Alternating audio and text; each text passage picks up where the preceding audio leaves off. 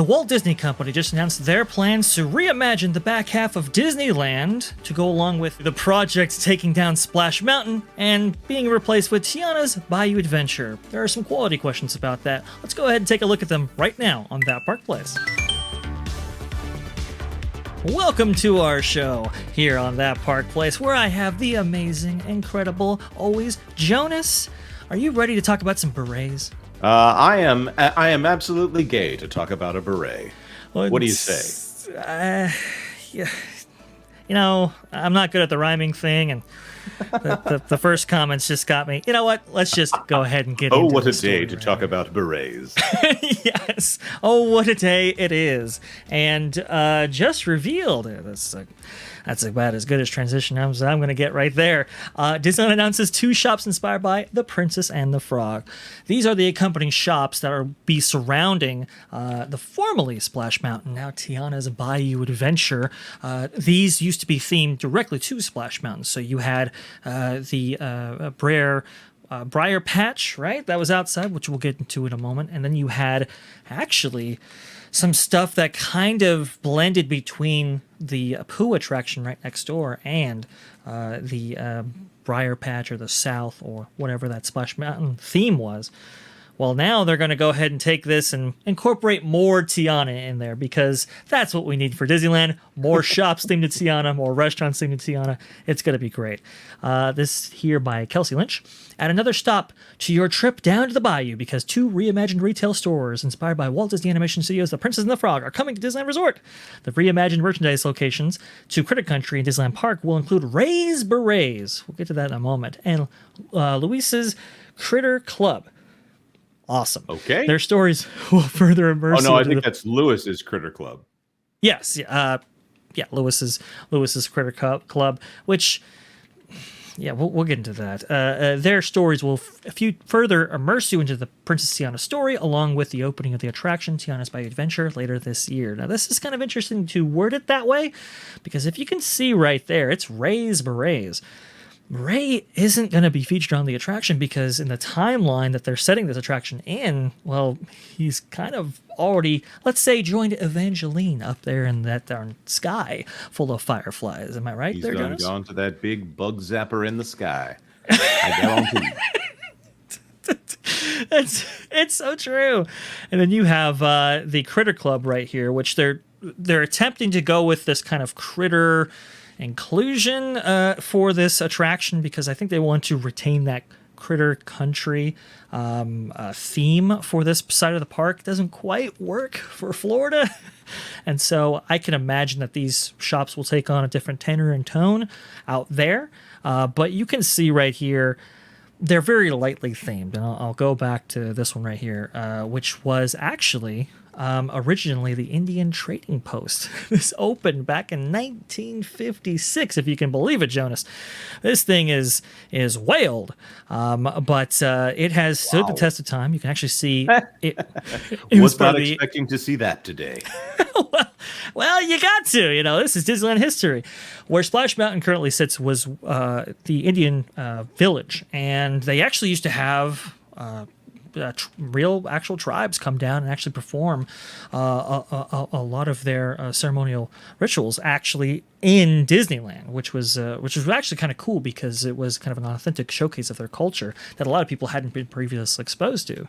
So it's kind of cool. You can see right here, old-fashioned photo there, and I believe it stayed the Indian Trading Post until it was the surrounding area was swapped out to Bear Country. I believe it retained that Indian Trading Post name, and then when it was reimagined to Critter Country to usher in the upcoming Splash Mountain attraction, which would open in 1989, that's when they actually transformed it into the bre'r patch. And you can see it looks pretty similar to that artwork that we were showing before, right? Is that the same building? You're saying this is the same building that's been there since the 1950s? Yep. 1956. Wow. That's correct. That's impressive. It really is, because I can't think of any structure outside of maybe the castle, but the castle has had a lot of interior and exterior work done. I can't really think of any structure that has remained since that time period without getting overhauled quite extensively. This still features like a window air conditioning unit to cool it down. That's how old it is.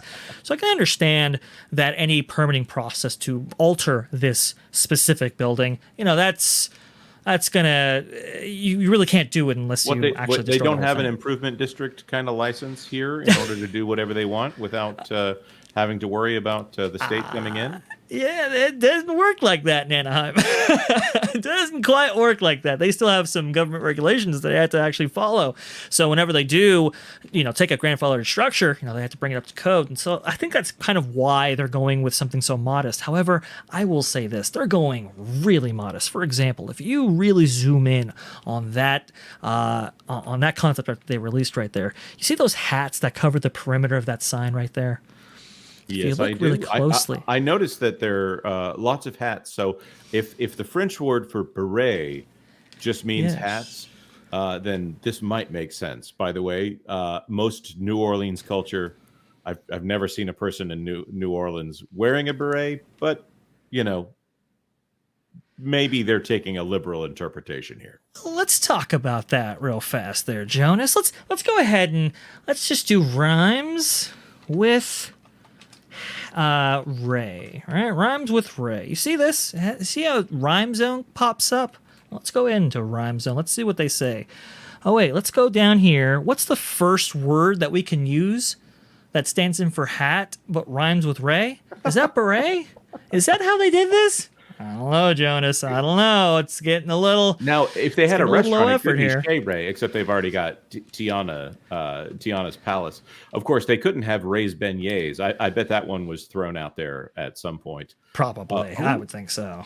Actually, if this was on Main Street, you could have Ray's Bouquets. Oh, Ray's Bouquet. I actually like Ray's Bouquets. I was thinking maybe theming it to Evangeline. That way it would be consistent with the actual attraction itself. And you can kind of... you can have something that really ties into Tiana's Bayou Adventure, but also kind of supports this after story that they're going with and the events of the film and so forth. I thought that would be really kind of cool. But if you see these hats right around there, well, if you look at the original Briar Patch sign, there are those lanterns. And if you look real closely, there are those thorns from that Briar Patch. And if you look really close on the concept art, well, those hats are covering up those same thorns. It's the exact same sign. And literally... the only thing different is the name, which we know is a little bit low effort on their part. Wow. I wonder if they still got the same wood carver to come. Well, I guess they don't really need the wood carver, except for that Ray's Berets, the literal lettering there for the sign. If they're wanting to maintain what already exists there. Obviously, we know in the shop outside of the original, the 19th, sorry, what am I saying here? The Walt Disney World version of Splash Mountain, they took down the Brer Rabbit sign that was inside the gift shop there, and it was something that was custom fit to the space. Yes. And then they replaced it with something that they literally bought off the shelf, like just some square random piece of pop art that happened to be woodland themed that they just stuck in the space. Yes, yes. I thought I had those pictures available, but yeah, I mean, with the Briar Patch as well at Disneyland, they literally bought them. I believe it was blackforestdecor.com was the site that they You went. yourself can own a piece of Disney history. It was tragic, and we had to assume that they're going to be stand-in. Hopefully they get changed out later on when this thing gets themed to Ray's Berets, but there's so much history in the shop right here. Obviously, it's had a little bit of problem recently because they're starting to sell lightsabers out here because it's proximity next to Star Wars Galaxy's Edge. So it's it's been Ray's a tough lightning recently. bug. You would probably like lightsabers. Yeah. That doesn't quite exhibit or showcase the unique merchandise that they used to have before, which is unfortunate. So we're hoping that there's more to this because there's some really cool stuff in this shop. There's hanging like carrots as if they were planted on top. You can see that grass roof up there. That's so signature part of this building. it's like Brer Rabbit kind of like planted carrots through it, and they're growing on the other side. It's really cool stuff, and to lose all of that just for some, I don't know, some fiber optic or LED effects on top, it'd be a real shame. So they are putting now. That's of course the other question is whether or not they're actually going to go through with the fiber optic effects. I hope that they do it. That is a nice touch, but also there was supposed to be some kind of ship on top of Tiana's Bayou Adventure, and it sounds like that's not happening either. That's very true. That's very true. We see some unique displays, like a holdout boat, for example, and stuff. That's kind of cool, but I think there could have been more effort applied. I mean, at least like repaint the door. The door's the same color as what's featured on this building right now. I don't know. It's really low effort. I understand there were limitations with the space. I get it. And I'm so glad that they are actually keeping this. But for example, if you look, there was supposed to be like a white picket fence that was outside. This is actually featured on the model for Tiana's Bayou Adventure that was released at D23 Expo. You can see there was a white picket fence. That's nowhere on this concept artwork right here. So things are getting cut right in front of you. All right. Well, that sounds like a good spot to open it up to our commenters here. What do you think about this change? Do you like the little twinkly lights there? Will you be buying a beret at Tiana's Bayou Adventure, perhaps? Let us know in the comment section down below. And of course, if you wouldn't mind, you could think about liking this video. And of course, because we're going to continue to cover Tiana's Bayou Adventure, consider subscribing to That Park Place for all the news that should be fun. Thanks for watching That Park Place News. For more information, consider checking out www.thatparkplace.com. And don't forget to subscribe, share, like, and send this out on your favorite social media accounts.